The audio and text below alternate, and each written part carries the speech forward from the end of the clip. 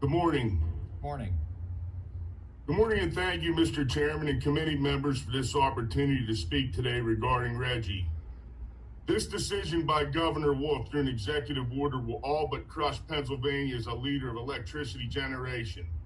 Our coal-fired power plants and older gas plants will lose their ability to compete with West Virginia and Ohio, which will not join Reggie and avoid being faced with a carbon tax. As a result of this decision, our plants will abruptly close and new power generation growth will happen in West Virginia and Ohio, costing us thousands of good-paying blue-collar jobs. School districts will close and communities will feel the effects of this decision for many years, on top of the COVID-19 pandemic we currently face, a fact that Governor Wolf has not disputed in any way.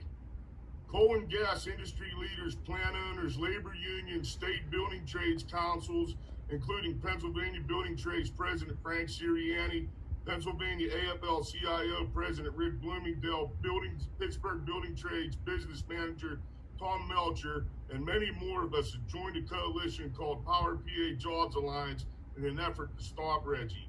This should raise a red flag to this committee that so many competent men and women dispute any reward Reggie has to offer. I find it ironic that Energy Harbor sits with Sirius for a pro-Reggie presentation, demonizing coal and gas last week, pushing nuclear power at the Beaver Valley nuke plant, while they increase and perform spring outages during the COVID-19 pandemic at their 4 massive coal plants just across the border in West Virginia, Ohio. My business manager, John Hughes, and our membership are appalled by this action, especially after 2 of our members tragically lost their lives 3 years ago at Energy Harbor's now closed Bruce Mansfield coal plant in Pennsylvania. 22 miles away from Energy Harbor, Stratton, Ohio's coal plant, where Local 154 just completed a 12-week spring outage during COVID-19 again. Talk about playing both sides of the fence, or should I say both sides of the border. This is a sham. Local 154 just completed another 10-week outage this spring across the border in Brilliant, Ohio, again during the COVID-19 pandemic. And now AEP, which owns Brilliant, will now invest another $50 million in a dry ash system, building new silos and bag houses on all 3 coal-fired units this July. Pennsylvania's 3 big coal plants, Homer City, Keystone, and Conemaugh, completed 0 spring outages. If this doesn't explain why West Virginia and Ohio doesn't join Reggie, I don't know what will. And if you think emissions from CO2 will change by closing our plants, you're wrong. The Sierra Club stands here and argues these coal plants and jobs will be eliminated, so why not put them out of their misery today? That statement offends me and 1,000 of my brothers and sisters who work in and around this industry, earning a great blue-collar, family-sustaining wage. I would like the Sierra Club and Sirius to explain how renewables such as solar and wind must use massive amounts of fossil fuels to even exist. Mountaintops that will be blasted and leveled off for windmills. Tens of thousands of acres of Pennsylvania's hardwoods clear-cut. Fertile farmland taken to put solar panels on an unreliable intermittent source of electricity that must be backed by a fossil fuel plant anyway. This will devastate our wildlife and aquatic life by causing mass soil erosion problems, washing sediment into our streams, and not to mention tons of toxic materials like lead and cadmium that will wash out of solar panels by rainwater alone in a few months just after being installed. Maybe this has something to do with multi-billionaires like timber titan Jeremy Gratham, who has donated millions to the Sierra Club and has ties with Harvard Endowment and Yale, who were all timber giants themselves all over the world.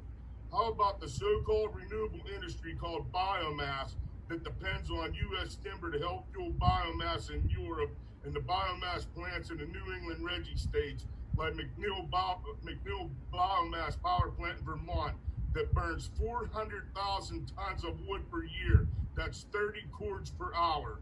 Or anything else like dead animals, shredded tires, and railroad ties from Canada.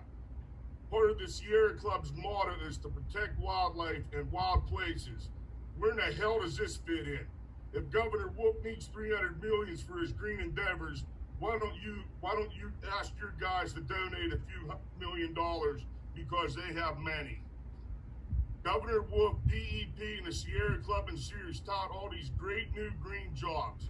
My research shows blue-collar green jobs average $24,000 a year, and I am still waiting for a specific example in Pennsylvania of great building and trades green jobs numbers created to replace the thousands we will lose. As of March of 2020, and 10 years in Reggie, the Reggie states have the highest electricity prices in the United States, some even higher than Alaska and California, according to the U.S. Energy Information Administration. Pennsylvania, on the other hand, is currently under the national average. DEP or Mr. Schuster, could you please tell me where you're getting your electricity prices? Because of Reggie. Nobody wants to even talk about carbon capture, but in a tiny town in North Dakota, Project Tundra has begun this spring on the largest CCS project ever built on a 1970s era coal-fired power plant at the Milton R. Young Station. The National Energy Technology Laboratory will play a large role in this project. Nettle is located right here in Pittsburgh, Pennsylvania. This should be us, not North Dakota. Governor Wolf has stated he will show compassion to everyone affected by Reggie, offering 6 months of unemployment and retraining the workforce. Now let me explain training and a good workforce. Local 154 and the rest of my building trades brothers and sisters are highly skilled tradesmen who have completed 4 to 6 year apprenticeships to earn a right to become a journeyman, all self-funded by our union. We build engineering marvels in our industry. Our members have left their families and worked in Ohio and West Virginia during the COVID-19 pandemic. They have answered the call to put our plants back online when units came down during the pandemic, causing them to endure much grief with our botched unemployment system.